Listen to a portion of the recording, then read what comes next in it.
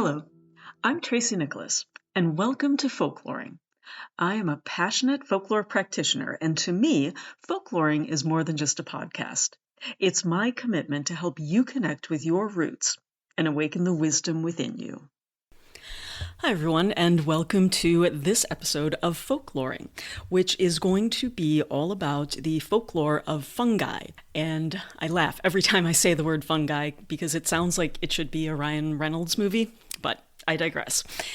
Before I get into all of the things folklore and fungi, I want to tell you how I've been folkloring lately. And this past weekend, I went to the Renaissance Fair up in Bristol, Wisconsin, which I haven't gone in a few years, mostly just because it felt like things weren't changing a lot, and so I was a little bit bored with it.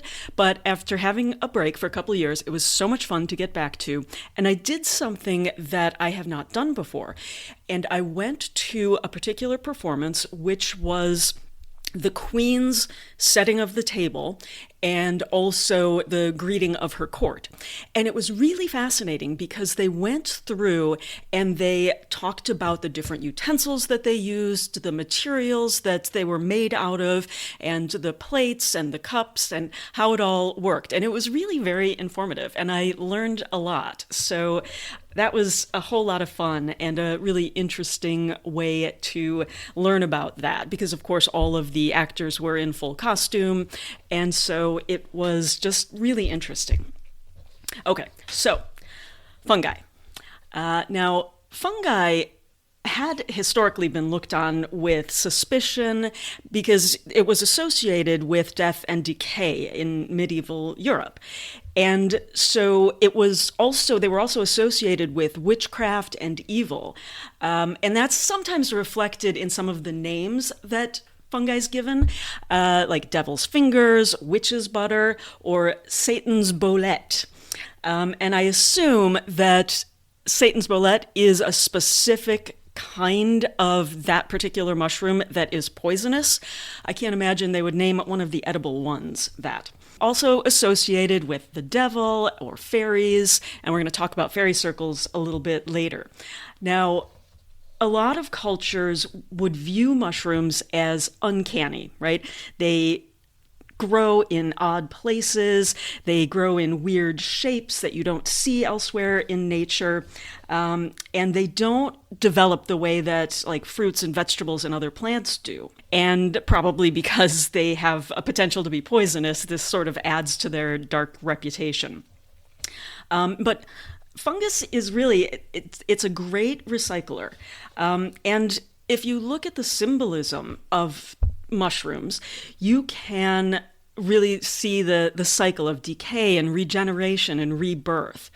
And they do keep the soil chemistry balanced, so the soil is healthier where they grow. Now, fresh mushrooms actually breathe in the sense that they take up oxygen and produce carbon dioxide. And interestingly, they can also create wind, which helps carry their spores away. And they create this airflow by allowing their moisture to evaporate, which allows them to cool off. And as the phase change from liquid to water to vapor uses up heat energy, and because the cold air is more dense than the warm air and has a tendency to flow and spread out, that evaporation can create the sort of movement to carry the spores away. Now, one of the best known mushrooms, at least in European culture, is the red and white fly agaric. And this mushroom, you'll see it in a lot of illustrations of folklore. It's the one with the sort of red kind of pointy cap that has the little white dots on it. And this was often associated with fairies or portals to other worldly realms. And it was used in Northern Europe by shamans as a hallucinogen. And it does contain a couple of toxins that reduce the body's response to fear stimulus. So it's been speculated that it was also used by warriors prior to battle. And it's also been speculated that that's where the idea of berserkers come in, that they would eat that and then not be afraid. So Little bit of folklore. There's a Christian story about God and St. Peter walking in a rye field, and St. Peter grabs a stalk of rye and chews on it. And at that point, God chastises Peter, saying that the rye is not for him and he should spit it out. And Peter does so. And then God says, a mushroom will grow from that grain. Let it be for the poor. And so that's where the idea of the mushrooms being for poor people, it's one of the places where that comes from. Now, in Lithuania, mushrooms were considered the fingers of Velnius, which is the Lithuanian god of the dead, and once again, reaching out from the world of the dead to feed the poor. So it's very interesting that it was like mushrooms were considered food for poor people. Now, the Aztecs held mushrooms in very high regard, considering certain types to be sacred and capable of revealing divine mysteries. And they would use psychedelic mushrooms in their spiritual and religious rituals to communicate with the gods and to get insights and visions for those who were deemed worthy. Now, in Mesoamerica, there was a mushroom cult, and there are numerous antique statues that show people or perhaps gods that are shaped like mushrooms. Now, some experts have hypothesized that the cult was dedicated to narcotic mushrooms, but there's no real evidence of this. They did use both the Amanita muscaria, which is a hallucinogenic mushroom, and also the psilocybin mushrooms. Interestingly, in Norse mythology, the Amanita muscaria mushroom was believed to connect the realms of the gods and humans. Now, in ancient Egypt, mushrooms were associated with immortality, and as such could only be ingested by royalty. And wild mushrooms, according to ancient Egyptians, were the sons of gods that lightning had brought to the earth, and as royal people were thought to have descended from Egyptian gods themselves, that is why they were the only ones that could eat them. And hieroglyphs found in Egypt indicate that mushrooms were being consumed with meals as long as 4,500 years ago. Now, in China and Japan, mushrooms were associated with longevity and strength, and that's probably to do with the fact that mushrooms are so good for you and such a good health food, and I'm going to talk about that a little bit at the end when we get to the folkloring part. So there were a lot of popular mushrooms like shiitake that were known for stimulating the immune system.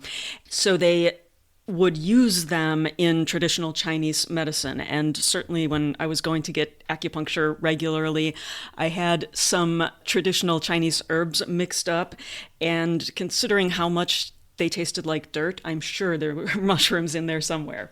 Not to say that mushrooms taste terrible. I think that mushrooms are delicious. In Japanese mythology, the shiitake mushroom is revered as a symbol of the sun, and it is associated with good luck. But in the Baltic region, they have a tradition of mushroom hunting, and mushrooms are there too believed to possess healing and protective powers. So, I spoke a little bit earlier about hallucinogenic mushrooms, and I want to get into a little bit more detail about that. Now, mushrooms have been used in many cultures throughout time as part of ritual and religion, as I alluded to earlier. Now, there are a couple of different kinds of mushrooms that will be hallucinogenic. We've all heard of magic mushrooms, and the toxin in that is psilocybin, and it is hallucinogenic, and you can have a variety of effects when you eat those, and that can be from euphoria to hallucinations. I myself have never taken any kind of hallucinogen because it sort of freaks me out, and I don't like being that out of control, and so I figure if I'm already freaked out about it when I'm sober, I'm going to have a bad trip. So I've just decided that's just never going to be for me. But anyway, there are other kinds besides magic mushrooms. And I talked earlier about Amanita muscaria, and those mushrooms don't have psilocybin in them. They have two other toxins. One is called muscimol, and then there is something called ibotenic acid. And that's where the hallucinogenic properties come from in those mushrooms. And those mushrooms, again, are going to be the familiar sort of red cap with the white dots. And those grow in between, I think, June and October in Britain. And so those are the ones that you see with the fairies and I believe Super Mario Brothers. So yes, those definitely have properties that in Siberia, the shamans would use them. And they were considered to be powerful allies in a shaman's work. Now, the Greeks drank beverages that were laced with ergot. And ergot is a fungus that can grow on rye and barley. And they say that might have had something to do with the Salem witch trials because people were having hallucinations. And it's also tied to St. Anthony's fire, which was basically ergot poisoning. And the monks that initially tried to treat the poisoning were from St. Anthony's. Now, it seems like a terrible idea that the Greeks were drinking this mushroom beverage because the symptoms of ergot poisoning are dizziness, convulsions, psychosis, coma, nausea, vomiting, cramping, vasospasms, which is a spasm of your blood vessels. And if they stay spasmed for long enough, it can create a situation where the flesh will die off and you can, lose parts of, fingertips, things like that. So it seems like a terrible idea that they were drinking these beverages. Historically, midwives would use ergot for inducing childbirth. And it is even used, compounds of it are used in current day medicine for very severe migraines. But obviously that's very controlled. Now, the very first recorded mushroom trip in Britain happened in London's Green Park, and it was on October 3rd, 1799, and it was, in fact, accidental. And there was a doctor's report, and there's a man identified in the report as just J.S. He would go to the park and gather small mushrooms in the autumn and cook them up for breakfast for both his wife and his children. And on this particular morning, about an hour after they had had breakfast, everything got very strange for them. J.S. noticed that there were black spots and odd flashes of color in front of his vision. And he became very disoriented and had a lot of difficulty standing and moving around. The family developed stomach cramps and cold, numb extremities. And he thought, oh no, we've eaten poisonous toadstools, right? And so he went outside into the streets to get help. But within about 100 yards, he forgot where he was going, why he was there, and he got found eventually just wandering around in a confused state. Now, there was a physician, Everand Brand, who was passing through this part of town, coincidentally, so he was summoned to come and treat these people. And he wrote up a very lengthy article in the Medical and Physical Journal a few months later. So we have a good record of what happened. And what he documented was the family's symptoms were sort of rising and falling in waves. Their pupils were dilated, their pulses were fluttering, their breathing was labored, and periodically, though, they'd return to normal before accelerating back into another crisis. Now, everybody in the family was fixated on the fear that they were dying, except for the 8-year-old, who's the youngest, and his name was Edward. And he had eaten a large portion of the mushrooms and was attacked with fits of immoderate laughter, which his parents' threats could not subdue. And he seemed to have been transported into another world and was speaking nonsense. And the doctor said when roused and interrogated as to it, he answered indifferently, yes or no, as he did to every other question, evidently without any relation to what was being asked. Dr. Brandt eventually diagnosed the family's condition as the, quote, deleterious effects of a very common species of agaric, not hitherto suspected to be poisonous. And the mushroom ended up being the Liberty Cap. Now, interestingly, at the same time, in the late 1700s, scholars and naturalists were becoming more aware of plant intoxicants. And in 1762, a man named Carl Linnaeus, who was considered the father of modern botany, compiled the first ever list of intoxicating plants in Inebriantia. And it extended from Europe with opium and henbane to the Middle East with hashish and datura, South America with coca leaves, Asia with the betel nut, and in the Pacific with kava. And so this interest in intoxicating plants extended into folklore. The Victorian fairy tradition, as it was developing in the 1800s, had a very romantic sensibility, and rustic traditions were no longer considered coarse and backward, but more picturesque and like an escape from the industrial modern world into ancient, often pagan lands of enchantment. The topic of fairies really lent itself to writers and artists who could use the sort of guise of innocence to explore topics that were more sensual or erotic in a way that they couldn't in more realistic genres. And also they were able to sort of reimagine the, muddy, impoverished countryside through a prism of a more classical kind of Shakespearean playfulness. And so the lore of plants and flowers was woven in to these supernatural kind of fairy stories and in the Enchanted Wood. And mushrooms and toadstools popped up everywhere. And the magical connection to fairies marked a shift from previous depictions of British fungi. So from the Renaissance period onward, in herbal texts and medical texts, they had been associated with rot and dung heaps and poison, as I said earlier.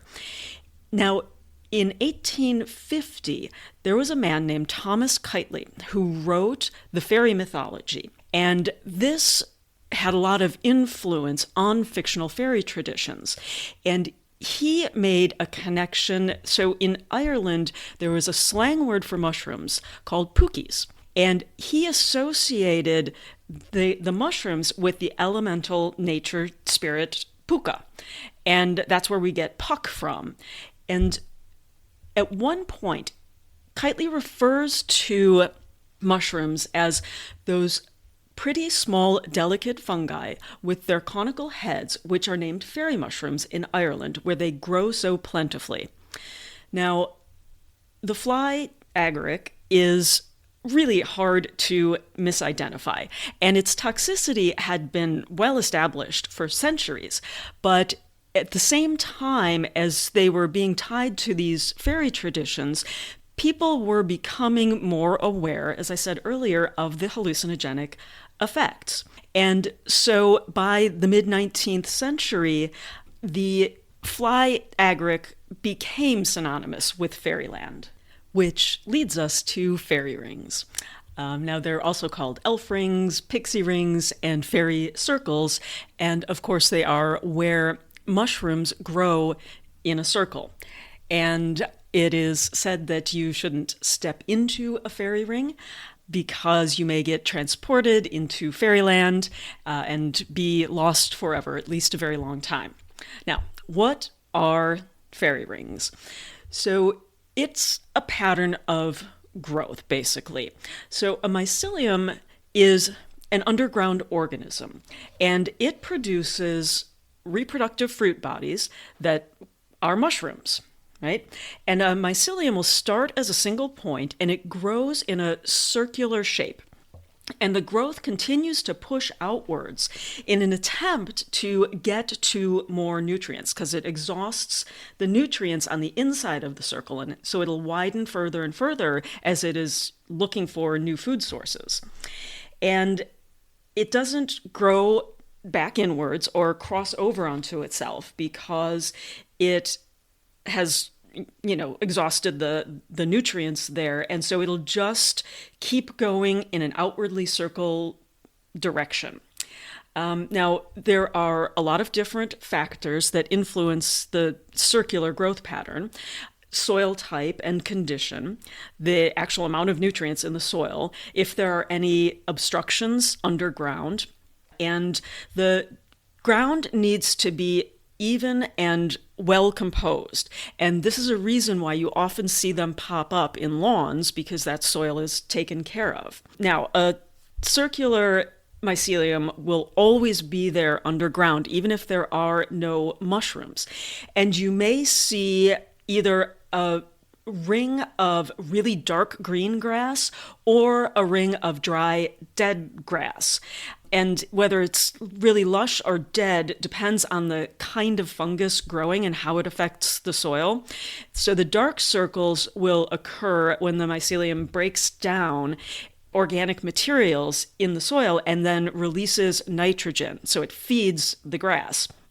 If it's a dead area called a necrotic zone, it will be from the fungi depleting the soil of nutrients, typically nitrogen. So there are two different classifications of these rings. There are free rings and tethered rings. Now, free rings are found in meadows, fields, or on lawns, and they aren't connected to any other organisms. Now, the tethered rings are typically found in a forest, and they usually will appear with one or more trees in the center, and they're considered tethered because the fungus is mycorrhizal. And mycorrhizal fungus is one that has a symbiotic relationship with the roots of the tree.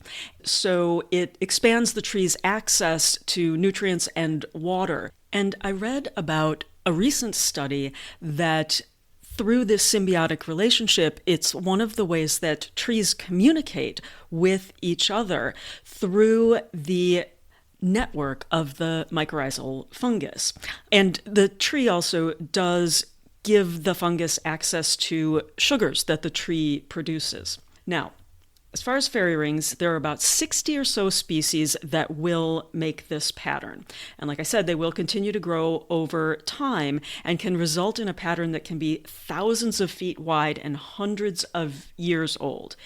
And the oldest one that we think exists is in Belfort, France, and it's suspected to be about 2,000 feet wide and over 700 years old. So just amazing. Now, as I said earlier, these rings don't grow back inward, but over time, different environmental factors, animal droppings, and the like might replenish the nutrients that are in the center of the ring. And this can result in a second ring growing inside the first. And typically rings, depending on the soil and the weather, they expand from anywhere from 3 to 19 inches per year. So obviously they've been around for a very long time. So they have a long tradition in German folklore. And in German folklore, they mark the place where witches gather and dance. And the term for them in German is Hexenring, which is witch's ring. And it's believed that they're formed from dancing witches on Walpurgis night, which is the evening before May 1st. Now, in Great Britain, they're known as fairy rings. And it's believed that the fairies come to dance and frolic after a rainstorm. And as I said earlier, humans who dare to enter a ring might find themselves asleep for 100 years or whisked off to the land of the fairy folk. And in Holland, The rings are believed to be left when the devil sets down his milk churn. And once he picks it back up, there's a big circle left in the grass. Now, in some countries, such as France and Austria, they associate these rings with sorcery and malevolent magic, and travelers are advised to steer clear of them. In Switzerland and Russia, fairy rings are marked hidden treasure that can only be found with the aid of either fairies or witches, depending on the story. And in Austria, they believe that the rings are created by dragons. Now, in North America, there were some Native American beliefs that fairy rings were caused by the dances of the buffalo. And large rings would have been formed by adult buffalo and small rings by the calves. Now, there is some superstition about fairy rings that is actually rooted in truth. In England, there's a superstition that building houses in grasslands with fairy rings means that those houses will never fall down. And the truth behind it is they typically won't have moisture problems with the foundation because the fungi that makes up the fairy rings needs soil with really good drainage. Now, Dutch shepherds believe that butter will taste bad if they let their cows graze in pastures with fairy rings. And what's behind that is inside fairy rings, sometimes there forms a kind of broadleaf plant that releases chemicals that are bitter. And then if the cows eat that, it'll give the taste to their milk and the cheese made from their milk. So to continue on in a scientific vein, a couple of fun facts before I move on to the actual folkloring part of today's episode. So out of Cornell University, researchers have created robots that are powered by conventional electricity, but they're controlled by a living entity, and that entity is a king oyster mushroom.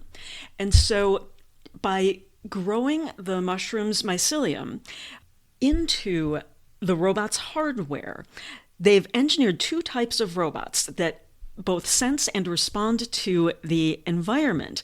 And they do this by harnessing electrical signals made by the fungus and its sensitivity to light. This field is known as biohybrid robotics.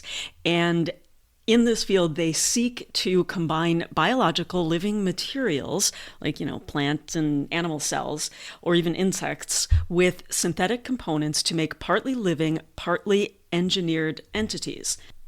Just in case you needed something to worry about the next time you have insomnia.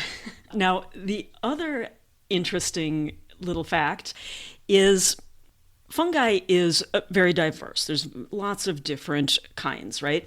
And they reproduce anywhere on the spectrum from completely asexual to completely sexual.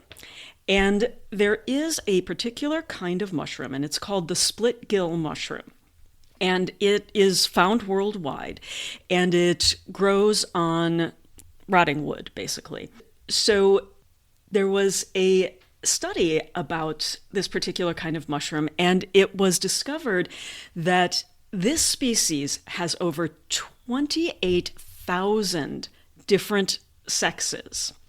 Now, fungi of different sexes differ only genetically, right? So to be different sexes for fungi means that they have to be genetically compatible for mating. So a fungus can't reproduce with another of its own sex.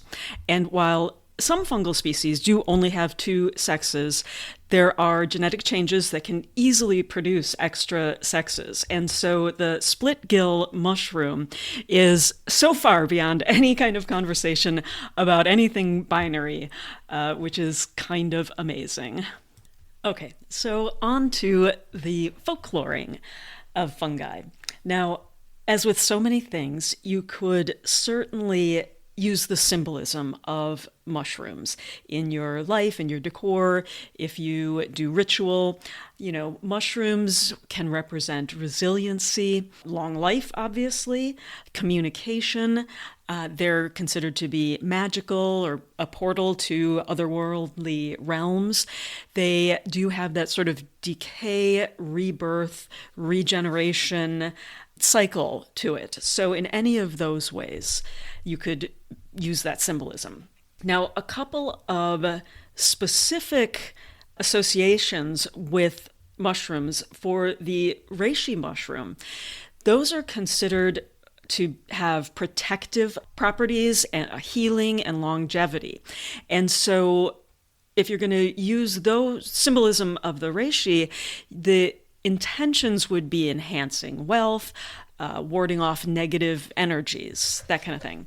Now, the chanterelle, the properties of chanterelle are considered to be abundance, luck, prosperity. And so associated intentions with those mushrooms would be to attract wealth, foster good fortune. And then we talked a lot about the fly agaric, and those properties are considered to be transformative, possibly otherworldly connections, the whole fairy connection. And the intentions associated with that would be shamanic journeys or maybe expanding consciousness. Now, I am not advocating for foraging. I would not do it. There are simply too many types of toxic mushrooms out there, and they look like mushrooms that aren't toxic.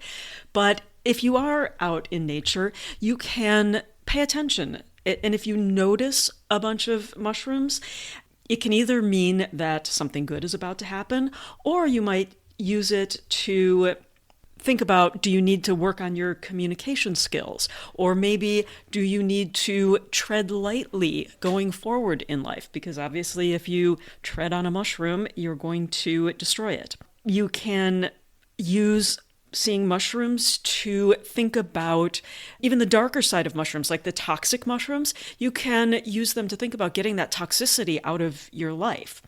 You can think about the hallucinogenic properties of mushrooms and use that to try and change your thinking or look at things in a new way, right? Now, toxic mushrooms aside and hallucinogenic mushrooms aside, you can also just eat mushrooms. They're so good for you. They have so many health benefits. So they can help regulate blood sugar, like oyster mushrooms. They contain beta-glucans, which helps in managing blood sugar levels. And button mushrooms work as a prebiotic, which can change your gut microbes, and that helps with blood sugar as well. They're really good for you. They can boost your immune system. They can work on fighting chronic inflammation. And there is a potential link between higher mushroom consumption and lower cancer risk, especially breast cancer. They can help lower your blood pressure because they have a lot of potassium, and that can help balance out your magnesium potassium. They support weight loss. They are so good for you. They also are a really good supply of vitamin D, specifically D2. And most of our vitamin D comes from animal-based sources. And here's a fun fact. Some mushrooms you may see in the store that they have a label that reads UV treated, or possibly even rich in vitamin D. And that's because mushrooms contain a chemical called ergosterol, which turns into vitamin D when exposed to ultraviolet light. So obviously you can buy UV treated or vitamin D enriched mushrooms at the store, or you can make them yourself.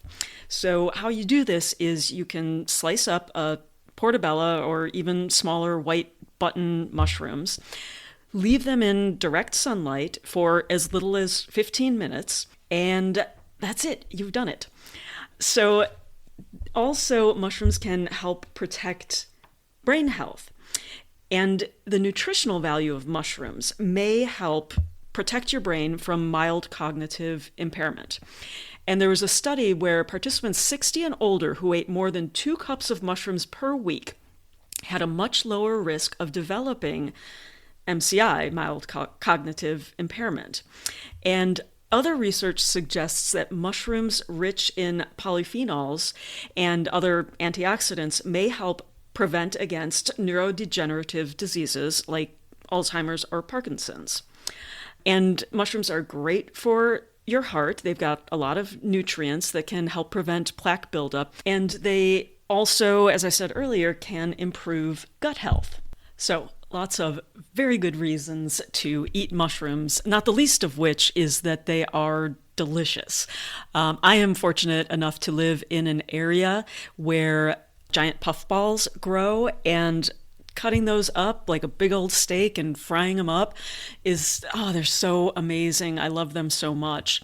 And I also haunt the farmer's market toward the end of the growing season because I'm always hoping to find some huitlacoche, which is corn smut. And if you've never had it, it looks really weird. It looks kind of gross, but it is so amazingly delicious. Challenge yourself and try it if you have not, because if you ever find it, grab it up, because it only happens by accident. You can't make the corn develop that way, but oh boy, when it does, it is just amazing. Now, I will say that I was so excited because I found some fresh lion's mane, which is a particular kind of mushroom, at the farmer's market last summer. And I asked the person selling it how to prepare it, and basically told me, just fry it up in a pan like you would other mushrooms. And I tried it, and it was so bitter. It was inedible, really. And so I was very disappointed. I don't know what I did wrong. So if anybody has an idea of how to prepare that, I would love to hear it if I ever find it again. So I hope that I got you interested and excited in various forms of fungi and how to incorporate them into your day-to-day life. Thanks for listening, and I hope to see you next time. As always, thanks for listening to Folkloring. If you liked what you heard, please consider leaving a rating and review, and don't forget to subscribe on your favorite podcast app so you never miss an episode. If you have any questions or comments, or would like to suggest a topic for a future episode, please email us at folkloringpod@gmail.com. or message us on Facebook or Instagram. Other places you can find me are at the Folklore Podcast as the theater, film, and storytellers correspondent, or creating folklore-inspired games at madmenandheroes.com. Stay curious, stay connected, and keep the traditions alive. And I hope that wherever you are, folklore is making your life more magical.